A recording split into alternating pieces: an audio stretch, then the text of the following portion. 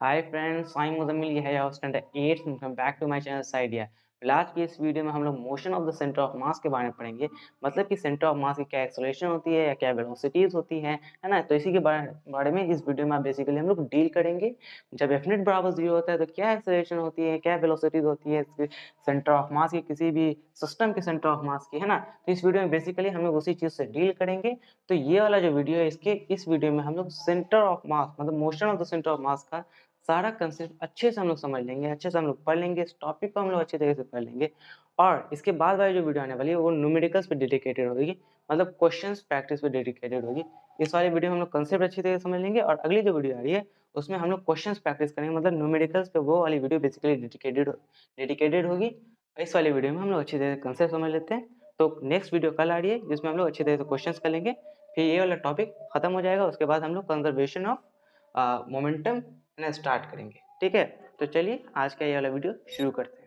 तो आप लोग जानते होंगे कि centre of mass of position vector, मतलब पोजीशन वेक्टर का क्या सेंटर ऑफ मास होता है, तो वो बराबर होता है m1 r1 vector plus m2 r2 vector, ऐसे होते होते चला जाता है ना, बाय टोटल मास, मतलब m1 प्लस m2, है ना? तो आप लोग देख रहे होंगे कि जैसे जैसे टाइम बीत रहा है ना, जैसे जैसे टाइम बीत रहा है तो ये r1 वेक्टर है ना, ये r1 वेक्टर और ये r2 वेक्टर दोनों ही चेंज हो रहे हैं, दोनों ही चेंज हो रहे हैं ना।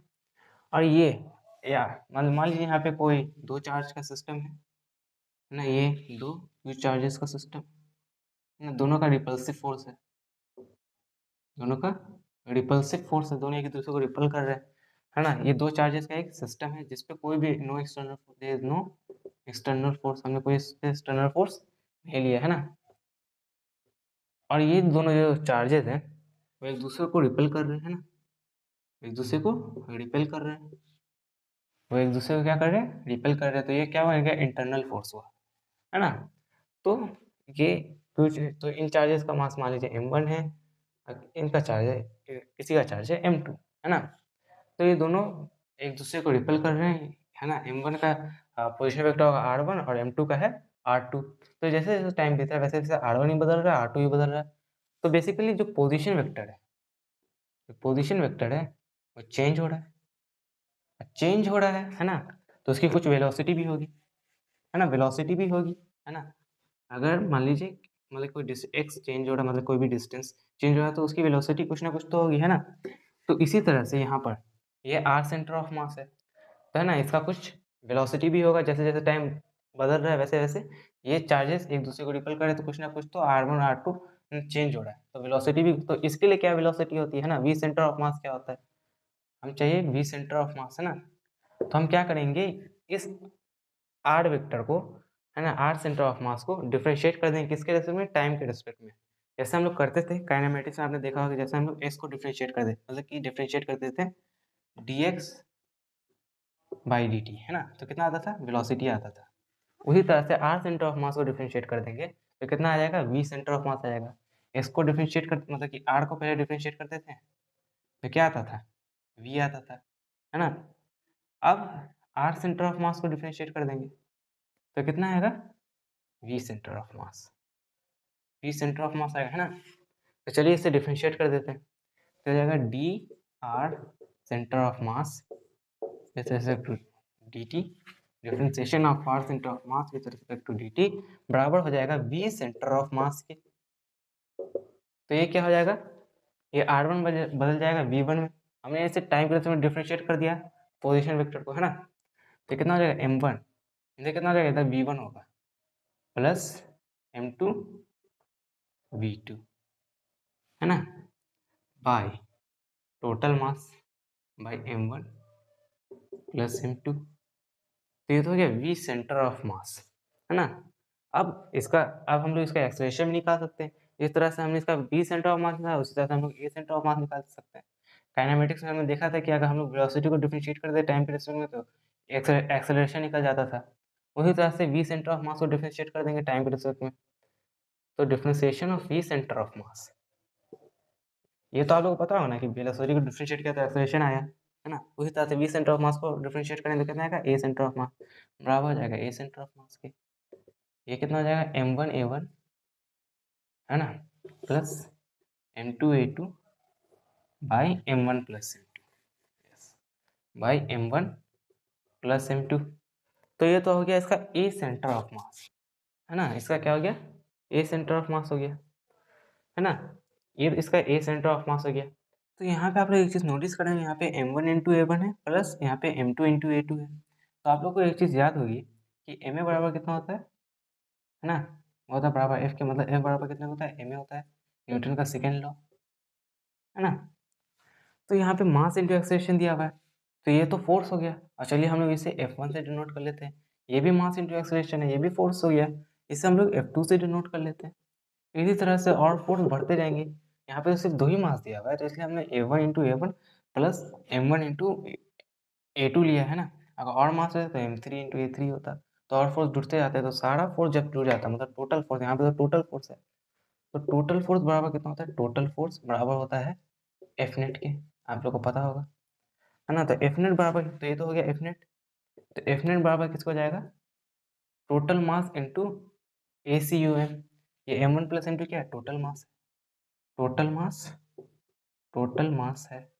तो एफ नेट बराबर हो गया टोटल मास मतलब M one plus M two into total mass into total mass, मतलब कि M one plus M two जो कि क्या हो गया, टोटल मास है, total mass into a centre of mass.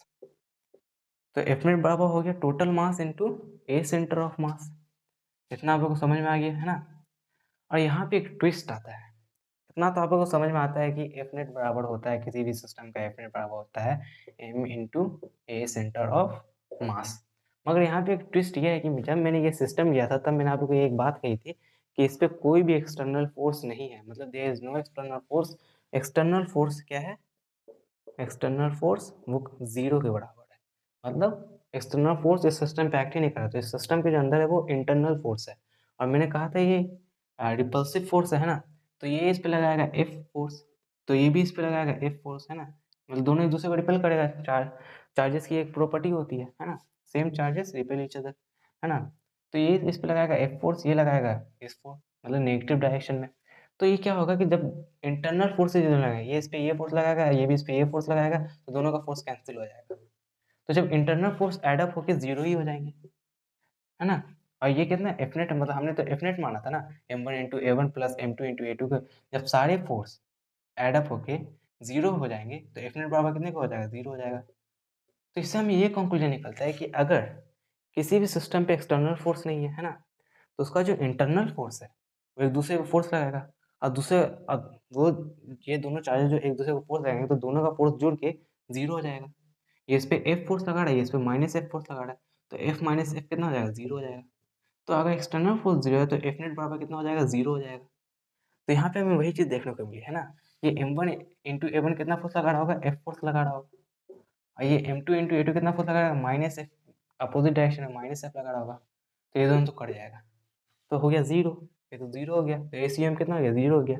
तो मान लीजिए कि अगर एक्सटर्नल फोर्स किसी भी सिस्टम का 0 हो, इस चीज़ को है ना नोट में लिख लीजिए, अगर आप लोग कॉपी पेन लेके बैठे तो अच्छी बात है, इस चीज़ को नोट में लिख लीजिए कि अगर किसी भी सिस्टम का एक्सटर्नल फोर्स 0 है ना, तो उसका एफ नेट बराबर 0 होगा, और अगर उसका एफ नेट बराबर 0 होता है किसी भी सिस्टम का, अगर उसका टोटल फोर्स मतलब एफ नेट बराबर 0 होता है तो उसका ए सेंटर ऑफ मास 0 होगा, उसका ए सेंटर ऑफ मास 0 होगा। मगर इसका मतलब ये नहीं, इसका मतलब ये नहीं, मतलब it does not imply that a one बराबर ए टू बराबर 0। इसका मतलब ये नहीं कि ए वन ए टू के बराबर है जो कि बराबर है 0 के, मतलब इसका जो एक्सेलेरेशन 0 के बराबर नहीं है ना, इसका एक्सेलेरेशन 0 के बराबर नहीं है। इसका देखिए ये एक दूसरे पे फोर्स आएगा तो कुछ ना कुछ तो एक्सेलरेशन इन दोनों का हो रहा होगा, है ना, रिपेल कर रहे हैं तो ये दूर जाएगा, ये भी इससे दूर जाएगा, है ना। तो देखिए a1, आप लोग ऐसा नहीं कह सकते कि a1 बराबर 0 हो गया या फिर a2 बराबर 0 हो गया इसलिए सेंटर ऑफ मास है ना 0 हो गया, ऐसा नहीं हो सकता। देखिए यहाँ पे f, यहाँ पे ना माइनस हो सकता है, मान लीजिए कि आप f बराबर कितना होता है m इंटू ए, है ना, यहाँ पे f1 ले लेते हैं ना, यहाँ पे f बराबर, यहाँ पे m1 इंटू ए वन, तो यहाँ पे a1 कितना हो जाएगा f बाई एम वन, और a2 कितना हो जाएगा f बाई एम टू, मतलब minus F by M two, है ना, माइनस डायरेक्शन फोर्स लगा रहा है। तो देखिए यहाँ पे एज एक्सेलरेशन, इसका तो कुछ एक्सेलरेशन है, ये एक्सेलरेशन जीरो नहीं है, ना तो ये एक्सेलरेशन जीरो है, दोनों एक्सेलरेशन जीरो नहीं है। तो ऐसा भी तो हो सकता है कि शायद दोनों एक्सेलरेशन एक दूसरे से कट गए होंगे, क्योंकि दोनों माइनस, ये प्लस में होगा, ये माइनस में होगा, है ना। इसी तरह से यहाँ पे m1 into F by m1 होगा, प्लस मतलब कि माइनस, यहाँ पे माइनस होगा, तो यहाँ पे है ना, यहाँ पे प्लस होगा, यहाँ पे माइनस में एक्सेलरेशन होगा, तो यहाँ ये वाला प्लस वाला, ये वाला माइनस से कट गया होगा, इसलिए जीरो आया होगा। इसका मतलब ये बिल्कुल नहीं कि a1 बराबर a2 के और वो बराबर है जीरो के। ये हमने कैसे समझा कि हमने पहले एक्सेलरेशन निकाला, एक्सेलरेशन इसका कितना निकला f बाई m1, इसका एक्सेलरेशन कितना निकला माइनस f बाई m2। तो हमने ये समझा कि दोनों, इसका एक्सेलरेशन प्लस में आ रहा है, इसका एक्सेलरेशन माइनस में आ रहा है, इसलिए यहाँ पर प्लस वाला एक्सेलरेशन माइनस वाले एक्सेलरेशन से कट गया होगा। मतलब m1 into F by m1, acceleration को लिख सकते हैं, a1 को क्या लिख सकते हैं f बाई m1, माइनस इसका तो माइनस में है ना, m2 into F by m2। तो ये माइनस वाला ये प्लस वाले से कट गया होगा, इसलिए शायद जीरो आया होगा। इसका मतलब ये बिल्कुल नहीं कि a1 बराबर a2 के है, जो कि बराबर है जीरो के। इतना आप लोग समझ चुके हैं। अब एफ नेट बराबर था जीरो के, तो ACM कितना हो गया जीरो के। तो इतना तो आप लोग समझ चुके हैं। चलिए मैं आप लोग से एक सवाल पूछता हूँ। इतना मैंने आप लोग को कॉन्सेप्ट बता दिया, अब मैं एक सवाल आप लोग से पूछता हूँ। सवाल ये है कि अगर किसी भी सिस्टम का, एफ नेट जीरो है, if F net is zero, तो उसका ए सेंटर ऑफ मास जीरो होगा, वो हमने अभी प्रूफ किया। उसका ए सेंटर ऑफ मास क्या होगा जीरो होगा, उसका ए सेंटर ऑफ मास जीरो होगा। तो क्या सेंटर ऑफ मास रेस्ट पे होगा? क्या centre of mass is centre of mass at rest? तो इसका आंसर है नहीं, नो। मतलब कि सेंटर ऑफ मास रेस्ट पे हो सकता है ना, मतलब नो नहीं होगा, यहाँ पे होगा मे बी, यहाँ पे यस में आंसर नहीं होगा, है ना। तो सेंटर ऑफ मास रेस्ट पे हो सकता है, होगा नहीं, या तो वो रेस्ट पे होगा, है ना, या तो वो रेस्ट पे होगा, या तो कांस्टेंट वेलोसिटी से मूव करेगा। मैं आप लोग को अभी आसानी से समझाता हूँ, कांस्टेंट वेलोसिटी से मूव करेगा। देखिए कैसे, सेंटर ऑफ मास रेस्ट पे रहने का मतलब है VCUM क्या होना चाहिए, जीरो होना चाहिए। मतलब वेलोसिटी का सेंटर ऑफ मास जीरो होना चाहिए, तभी सेंटर ऑफ मास किस पे होगा, रेस्ट पे होगा। मगर इधर क्या है, ए सेंटर ऑफ मास हमारा जीरो है ना। तो पहले आप लोग काइनेमेटिक्स में पढ़ेंगे कि जब हम लोग को एक्सेलरेशन दिया रहता था, तो हम लोग उसको, तो वेलोसिटी, तो उसको हम लोग वेलोसिटी के टर्म में कुछ इस तरह से लिखते थे dv/dt। मतलब हमें एक्सेलरेशन दिया हुआ है, हम लोग उसको dv/dt के फॉर्म में लिख सकते हैं। उसी हिसाब से यहाँ पे हमें ए सेंटर ऑफ मास दिया हुआ है, ए सेंटर ऑफ मास जीरो है। तो देखते हैं कि जब ए सेंटर ऑफ मास जीरो रहता है, तो तब वेलोसिटी क्या होती है। तो इसको हम लोग वेलोसिटी के फॉर्म में लिख सकते हैं dv centre of mass with respect to dt बराबर जीरो। अब डिफरेंशिएशन में किसका डिफरेंशिएशन हमेशा जीरो होता है, कांस्टेंट का। कांस्टेंट का डिफरेंशिएशन हमेशा जीरो होता है। यहाँ पे v सेंटर ऑफ मास क्या है, कांस्टेंट है, ऑब्वियस सी बात है। v centre of mass constant है, दैट्स व्हाई इट्स एक्सेलरेशन बराबर जीरो है। देखिए v centre of mass constant है, तभी तो इसका एक्सेलरेशन जीरो है। a सेंटर ऑफ मास को हम लोग किस फॉर्म में लिख सकते हैं, v सेंटर ऑफ मास के फॉर्म में लिख सकते हैं, इसको dv/dt के फॉर्म में लिख सकते हैं, और है ना। और जब v सेंटर ऑफ मास का जो डिफरेंशिएशन है वो जीरो आ रहा है, इसका मतलब कि v centre of mass constant है। तो v सेंटर ऑफ मास तो कांस्टेंट है, तो इससे कैसे पता चला कि हमें सेंटर ऑफ मास रेस्ट पे होगा? इससे तो ये प्रूव नहीं हुआ कि सेंटर ऑफ मास रेस्ट पे होगा, मगर मैंने कहा था मे भी हो सकता है। अब v सेंटर ऑफ मास तो कांस्टेंट है, ये जीरो भी तो हो सकता है, इट मे बी जीरो। तो कैसे पता लगाएं कि कब ये कांस्टेंट है और कब ये जीरो है? कैसे हम पता लगाएं कि कब सेंटर ऑफ मास रेस्ट पे रहेगा और कब centre of mass constant velocity के साथ मूव करेगा? क्योंकि जब v centre of mass constant रहेगा तो centre of mass constant velocity के साथ मूव करेगा, मगर जब v centre of mass zero रहेगा तो सेंटर ऑफ मास रेस्ट पे रहेगा। अब हमें पता लगाना होगा कि किसी भी सिस्टम का सेंटर ऑफ मास रेस्ट पे है कि नहीं, तो हम कैसे पता लगाएं? क्योंकि वेलोसिटी तो कांस्टेंट आ रहा है। अब वेलोसिटी कांस्टेंट आ रहा है, तो देखिए जब भी देखिए वेलोसिटी हमारा क्या है, v centre of mass constant है। अगर v सेंटर ऑफ मास, है ना, कांस्टेंट है ना, ये हमारा कांस्टेंट। अब हम कैसे पता लगाएं कि ये जीरो होगा, है ना। तो मान लीजिए कि कोई भी सिस्टम दिया हुआ, अगर वो जो सिस्टम है वो अगर इनिशियली रेस्ट पर है, जब एफनेट बराबर 0 हुआ था और वो सिस्टम अगर इनिशियली रेस्ट पे था, उसका सेंटर ऑफ मास इनिशियली शुरुआत में जैसे ये सिस्टम को रखा गया, मान लीजिए मैंने इस दोनों सिस्टम को रखा, मैंने इस दोनों सिस्टम को इनिशियली, ये दोनों सिस्टम को मैंने रेस्ट पे रखा था, रेस्ट पे था ये दोनों सिस्टम इनिशियली, इस बात को ध्यान, इनिशियली अगर ये दोनों सिस्टम रेस्ट पे था और जब एफनेट बराबर 0 था और जब ये दोनों सिस्टम 0 था, जब एफनेट बराबर क्या क्या था 0 था, तो इसका वी सेंटर ऑफ मास 0 होगा बस। और जब एफनेट बराबर 0 था और ये सिस्टम किसी वेलोसिटी के साथ मूव कर रहा था, मान लीजिए v वेलोसिटी के साथ मूव कर रहा था, तो ये कांस्टेंट वेलोसिटी में रहेगा। सो है ना, तो यहाँ पे इफ एफनेट बराबर 0 and initially v centre of mass, initially the centre of mass is at rest, then it will remain at rest, है ना। तो यहाँ पे तो वो रेस्ट पे रहेगा, तो अगर इनिशियली उसका सेंटर ऑफ मास रेस्ट पे, तो वी सी एम क्या होगा, जीरो हो जाएगा। और जब V C centre of mass zero है, तो ऑब्वियस सी बात है सेंटर ऑफ मास रेस्ट पे, तो वो रेस्ट पे ही रहेगा। और अगर एफ नेट बराबर 0 है and the centre of mass is moving with constant velocity, is moving with suppose it is moving with velocity v, then it will remain be moving with velocity v, है ना, it will remain moving with constant velocity, तो एक constant velocity के साथ move करेगा, है ना। अगर कब, जब सेंटर, जब एफ नेट बराबर 0 हो और हमें ये देखने को मिलता है कि जो हमें ये देखने को मिलता है कि जो वेलोसिटी है वो जो सिस्टम का जो वो centre of mass, we centre of mass constant velocity के साथ मूव कर रहा है, जो वेलोसिटी है वो कांस्टेंटली मूव कर रही है, तो वी सेंटर, तो सेंटर ऑफ मास रेस्ट पे नहीं होगा। और अगर वो सेंटर ऑफ मास उस वक्त इनिशियली 0 होता है, इनिशियली रेस्ट पे होता है, then it will remain at rest, otherwise it will move with constant velocity.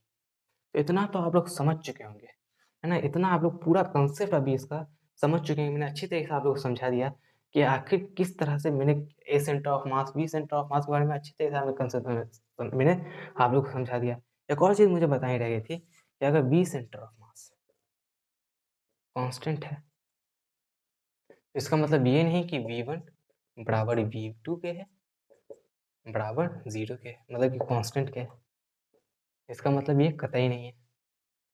It doesn't amplify that v1 बराबर v2 बराबर कांस्टेंट के, है ना, इसका ये मतलब बिल्कुल भी नहीं है। और अगर v1 बराबर v2 0 के है, मतलब कि अगर v1 मतलब v सेंटर ऑफ मास बराबर 0 के है, तो इसका ये बिल्कुल मतलब नहीं कि v1 बराबर v2 और v2 बराबर 0 के, मतलब कि ये बराबर इसके और ये बराबर 0 के, ऐसा बिल्कुल मतलब नहीं। मैं आप लोग को एग्जांपल देके बताता हूँ कि वेलोसिटी, देखिए यहाँ पे जो एक्सेलरेशन था वो चेंज हो रहा था, तो यहाँ पे वेलोसिटी v1 हम लोग कैसे कह सकते हैं कि v1 बराबर v2 और v2 बराबर कांस्टेंट के, जबकि हमने देखा कि यहाँ पे इसका कुछ एक्सेलरेशन हो रहा था, तो वेलोसिटी भी कुछ ना कुछ तो होगी, है ना। अगर v1 बराबर v2 और v2 बराबर कांस्टेंट होता तो एक्सेलरेशन तो यहाँ पे पहले ही 0 हो जाता। अगर इसका मतलब ये होता कि अगर v सेंटर ऑफ मास 0 होता, मतलब v centre of mass constant रहता, v1 बराबर v2 and that is constant के बराबर होता, तो एक्सेलरेशन तो पहले ही 0 हो जाता। मगर हमने कहा कि नहीं, एक्सेलरेशन अभी 0 नहीं है, अभी ये f/m है, अभी 0 नहीं है ना। तो ऐसा हम लोग नहीं कह सकते हैं ना। ये बिल्कुल, और अगर v सेंटर ऑफ मास 0 है, तो ये बिल्कुल ये नहीं कहता कि v1 बराबर v2 और v2 बराबर 0 के। तो इतना सब कुछ आप लोग अच्छी तरह से समझ गए होंगे सेंटर ऑफ मास के बारे में। तो मैं आशा करूँगा कि अभी तक आप लोग को जितना भी समझ में आया, जितना ही मैंने अभी तक आप लोग को पढ़ाया, वो सब आप लोग को समझ में आ चुका होगा। आपने जितना भी सब कुछ पढ़ा है उसे अच्छी तरह से रिवाइज़ करना है, उसको अच्छी तरह से आप लोगों ने नोट्स बना लिया होगा उस चीज़ का, है ना। तो चलिए अब हम लोग आगे बढ़ते हैं। तो चलिए अभी तक हम लोगों ने जितना ही पढ़ा उसे हम लोग सम अप कर लेते हैं, है ना। तो सबसे पहले हमने क्या किया कि हमने 2 चार्ज पार्टिकल का एक सिस्टम लिया, है ना, दोनों में रिपल्सिव फोर्स था, है ना, एक का मास था m1, एक का मास था m2। तो सबसे पहले हमने पोजीशन वेक्टर निकाला, जो कि हम लोग को पता ही था, वो होता है m1r1 plus m2r2 by m1 plus m2। उससे हमने bcum निकाल लिया था, है ना, वेलोसिटी ऑफ सेंटर ऑफ मास, है ना। टाइम के रेस्पेक्ट में डिफरेंशिएट करें तो वो कितना था m1v1 plus m2v2 by m1 plus m2। फिर उसी से हमने a सेंटर ऑफ मास भी निकाल लिया था, वो था m1a1 plus m2a2 by m1 plus a2, है ना। और हमने ये भी पाया था, हमने ये एज्यूम किया था सिस्टम कि उसका एक्सटर्नल फोर्स कितना है, उसका कोई एक्सटर्नल फोर्स नहीं है, उसका एक्सटर्नल फोर्स नहीं है, वो उसका एक्सटर्नल फोर्स क्या है, 0 है। तो सिस्टम का एफ नेट बराबर कितना हो गया था, एफ नेट बराबर 0 हो गया था, है ना, क्योंकि उसका इंटरनल फोर्स काम कर रहा था, उसका इंटरनल फोर्स ऐड होकर कैंसिल हो गया, तो कितना हो गया, 0 हो गया। किसी भी सिस्टम का अगर एफ नेट बराबर 0 होता है तो उसका ACM कितना हो जाता है, 0 हो जाता है ना। अगर एफ नेट बराबर 0 है तो ए सी यू एम भी क्या हो जाएगा, 0 हो जाएगा, क्योंकि एफ नेट बराबर हमने क्या निकाला था, total mass into a c u M. अब एफ नेट बराबर 0 हो जाएगा तो ए सी यू एम 0 हो जाएगा। और अगर ए सी यू एम 0 है किसी भी सिस्टम का, तो इसका मतलब बिल्कुल भी नहीं, इट डजेंट इम्प्लीफाई कि A1 बराबर A2 के है और वो बराबर 0 के, ये हमने प्रूव भी किया था, है ना। और A centre of mass, A centre of mass अगर 0 है तो उसका बी सेंटर ऑफ मास कितना हो जाएगा, वो कांस्टेंट हो जाएगा। अब कांस्टेंट कब होगा, जब किसी भी सिस्टम का एफ नेट 0 होगा और अगर उसका centre of mass constant velocity के साथ मूव करेगा, तब उसका जो वी सी एम होगा कांस्टेंट होगा। मगर अगर उसका centre of mass initially rest पे होगा, इनिशियली रेस्ट पे होगा, तो है ना, उसका वी सेंटर ऑफ मास कितना हो जाएगा, 0 हो जाएगा। उसका वी सेंटर ऑफ मास कितना हो जाएगा, 0 हो जाएगा। मतलब फाइनली उसका सेंटर ऑफ मास रेस्ट पे आ जाएगा। फाइनली उसका सेंटर ऑफ मास कहाँ पे आ जाएगा, रेस्ट पे आ जाएगा। अगर वो इनिशियली रेस्ट पे होगा, कब रेस्ट पे होगा, जब उसका एफ नेट, सिस्टम का एफ नेट क्या हो जाएगा, 0 हो जाएगा।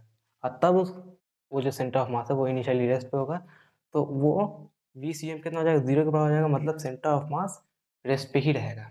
और अगर जब एफ नेट बराबर 0 है, वो कांस्टेंट वेलोसिटी के साथ मूव करता होगा, तो centre of mass, we centre of mass constant हो जाएगा, है ना। तो इतना आप लोग समझ चुके थे। इसका मतलब बिल्कुल भी, अगर V centre of mass constant के बराबर है तो इसका मतलब ये बिल्कुल नहीं, इट डजंट इम्प्लीफाई कि v1 बराबर v2 के है और वो बराबर है 0 के, है ना। मतलब वो बराबर है कांस्टेंट के। और अगर v सेंटर ऑफ मास 0 के बराबर है तो इसका मतलब ये भी नहीं कि v1 बराबर है v2 के और वो बराबर है 0 के, है ना। ये हमने, है ना, आप लोगों को प्रूफ भी कराया था, बताए थे कैसे। तो मैं आशा करता हूँ कि आप लोगों को सारा कंसेप्ट अच्छी तरह समझ में आ गया होगा।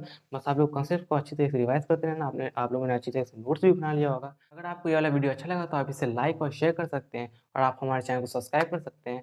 और एक इम्पॉर्टेंट बात कि कल हमारी इसी टॉपिक पे न्यूमेरिकल्स वाली वीडियो आने वाली है, इसमें हम लोग न्यूमेरिकल्स सॉल्व करेंगे इसी टॉपिक के। तब तक के लिए keep learning, keep studying and keep growing.